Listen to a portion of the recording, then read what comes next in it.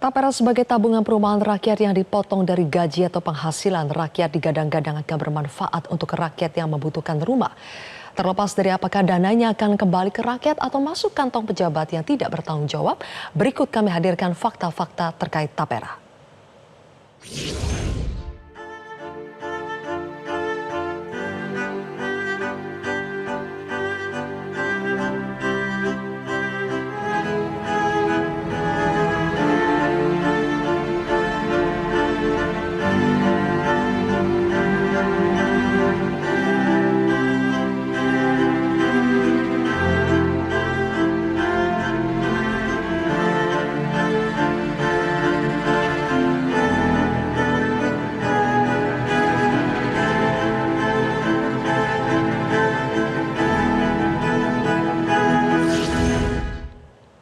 Pemirsa, penolakan terhadap program tabungan perumahan rakyat alias Tapera semakin terasa. Presiden Jokowi telah menaikkan peraturan pemerintah nomor 21 tahun 2024 sebagai perubahan atas PP nomor 25 tahun 2020 tentang penyelenggaraan Tapera. PP tersebut mewajibkan pegawai negeri, pegawai swasta hingga pekerja mandiri untuk dipotong gajinya atau penghasilannya sebesar 3% untuk kebutuhan program Tapera. Apa sebetulnya Tapera ini, untuk siapa dan kenapa bersifat wajib? Kami akan membahasnya bersama dengan Sekretaris Umum Apindo, Asosiasi Pengusaha Indonesia, Aloysius Budi Santoso, dan juga ada pengamat kebijakan publik Trubus Rahadiansyah. Selamat malam Pak Aloysius, Pak Trubus. Selamat malam Pak Sylvia. Baik, pemirsa, kami informasikan sebetulnya kami sudah berupaya mengundang dari pihak pemerintah maupun dari pihak DPR, tapi tidak bisa hadir untuk kesempatan ini. Saya akan ke Pak Aloysius dulu. Pak Aloysius, benarkah dari Apindo sudah secara tegas menolak pemberlakuan Tapera ini? Ya, saya kira sikap Apindo sudah sejak awal ya terkait dengan Tapera ini. Kita melihatnya bahwa beban daripada pengusaha sudah cukup besar. Kalau kita lihat mungkin sudah antara 18 sampai 19% BPJS Ketenagakerjaan, BPJS Kesehatan, kemudian accrue untuk pesangon dan seterusnya. Jadi saya kira ini cukup memberatkan bagi pengusaha. Oke, tapi Pak Aloysius, apakah dari pihak perusahaan Apindo ini memahami apa sih sebetulnya urgensi, esensi dari program Tapera ini? Kami merabanya adalah program Tapera ini mirip seperti apa yang diberlakukan di BPJS Kesehatan gitu ya. Sebuah program gotong royong untuk seluruh masyarakat Indonesia gitu. Cuman challenge-nya adalah di tengah situasi bisnis yang tidak mudah dan seterusnya, kalau terus dibebankan kepada kami pengusaha ya mabok juga ya Mbak Sylvia ya. Kira-kira baik. esensinya begitu kelihatannya. Oke, esensinya adalah sebetulnya gotong royong untuk menyediakan rumah untuk rakyat Indonesia. Tapi Pak Trubus, benar nggak sih kalau semua rakyat Indonesia itu butuh rumah, mau rumah, terus kalau yang sudah punya rumah dan tidak mau punya rumah, apakah tetap harus ikut program Tapera ini? Kalau lihat PP 21 itu wajib gitu, wajib. Jadi tanpa pandang bulu, pokoknya semua harus ikut di dalam program Tapera itu. Nah, yang menjadi persoalan adalah bagaimana mereka yang sudah punya rumah atau selama ini juga kategori mereka sedang kredit rumah. Karena pemerintah kan selama ini ada kebijakan BPJS Tenaga Kerja misalnya, itu ada akses untuk mendapatkan pinjaman, dapat KPR rumah itu. Nah, sekarang mereka sedang running. Nah, apakah mereka juga harus membayar juga sementara ada membayar Tapera ini juga?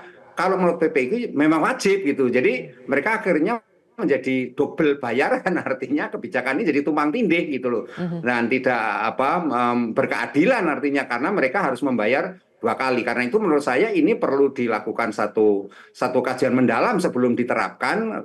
Karena apa? Karena kekhawatiran kita penghasilan para pekerja itu akan makin kecil gitu. Karena apa? Karena selama ini pekerja sudah banyak dipotong sampai kira-kira kalau dihitung ya sekitar 6,5%. Nah, kalau sejumlah itu mesti berat. Kemudian saya menyampaikan Pak Aloysius ini juga memang setuju bahwa itu akan memberatkan para pelaku usaha. Misalnya lah Jakarta UMR UMP ya, UMP-nya itu 5 juta. Kalau 5 juta itu dipotong 3%, taruhlah itu jadi 150.000. 150.000 kalau dia bayar ini karyawan berarti bayarnya 125.000. 125.000 berarti yang 25.000 tanggung jawab daripada ini apa Perusahaan. namanya pengusaha. Hmm. Apa pengusaha kalau satu karyawan sampai karyawan sampai ribuan kan berat itu setiap bulan harus menanggung itu, belum lagi kewajiban-kewajiban lain yang selama ini ditanggung oleh para pelaku usaha. Belum lagi Oke. pelaku usaha juga dapat kemanfaatan apa dari itu. Ini kan persoalan juga. Jadi menurut saya memang kebijakan ini menimbulkan kebingungan dan membebani masyarakat karena artinya mereka harus berwajib membayar. Yang lain adalah untuk pekerja mandiri, Mbak, yang berat lagi. Karena 3% itu harus bayar sendiri, tanggung jawab sendiri. Nah ini menurut saya kan negara harusnya hadir. Karena apa? Karena mereka ini kan pekerja freelance ya, nggak jelas penghasilannya. Terus harus dipatok, harus membayar istilahnya 3% itu. Nah ini juga kemanfaatannya apa belum jelas. Memang di dalam PP 21 itu dibuka kan memang ada misalnya kemudahan untuk dapat pinjaman renovasi rumah, untuk Ya. apa namanya ya KPR, membeli rumah misalnya kredit seperti itu, tanah, KKR. renovasi. Seperti itu. Tapi itu kan yang di bawah 8 juta. Mbak, karena maksimal 8 juta. Pertanyaannya yang di atas 8 juta terus dapat opo? Nah, itu kan juga nggak jelas itu. Apakah kemudian dia akan memperoleh ini jaminan bahwa mereka akan mendapatkan itu tadi. Misalnya 50 usia 88 dia pensiun dapat atau mereka meninggal dunia dapat. Ini kan juga persoalan yang tidak mekanisme prosedurnya belum tentu jelas juga gitu. Jangan sampai ini juga menjadi ujung-ujungnya seperti Baprum dulu jadi bancaan juga. Karena apa? Karena Baik, iya. masyarakat Sebelum jadi kita bicara seperti lebih ini. jauh soal mekanismenya ya Pak Trubus, menurut Anda secara esensi ini sudah salah sejak awal tidak kalau diberlakukan ke semuanya, baik itu pegawai negeri, pegawai swasta, sampai pekerja mandiri, dan sifatnya wajib bukan pilihan?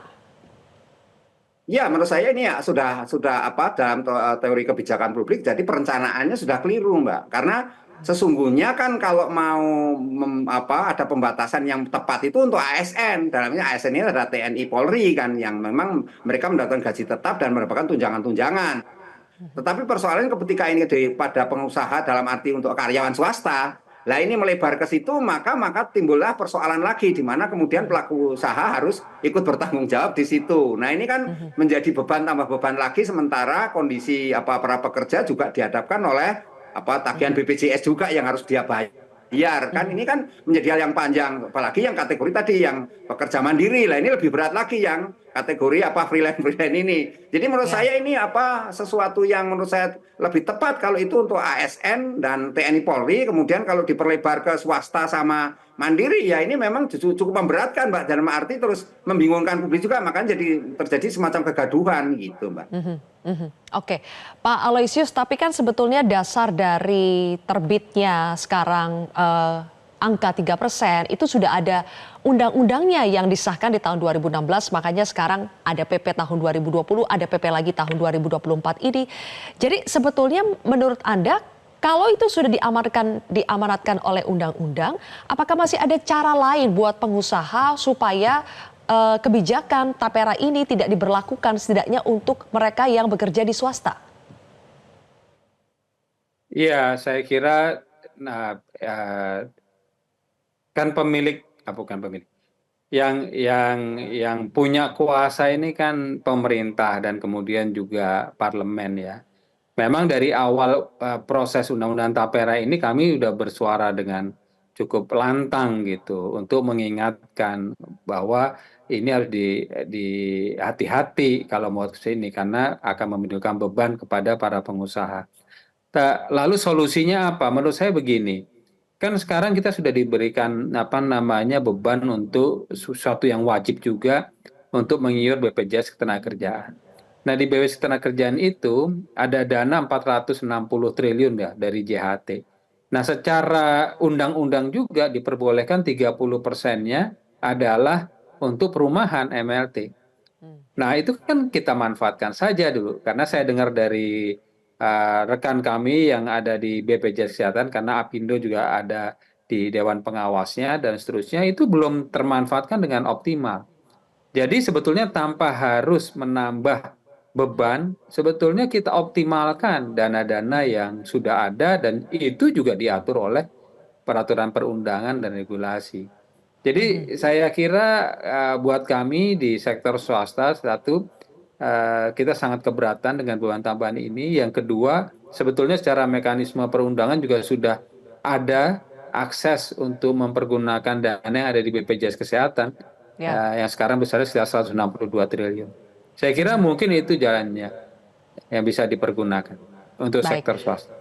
Oke, karena program ini akhirnya menjadi kontroversi, banyak juga yang mempertanyakan sebetulnya apakah Tapera ini hanya dalam tanda kutip akal-akalan pemerintah untuk menghimpun dana dari masyarakat, misalnya untuk membiayai proyek-proyek pemerintah yang ujung-ujungnya membuka celah korupsi seperti yang kita lihat di program-program lainnya. Nanti kita akan bahas lebih jauh pemirsa, usai jeda.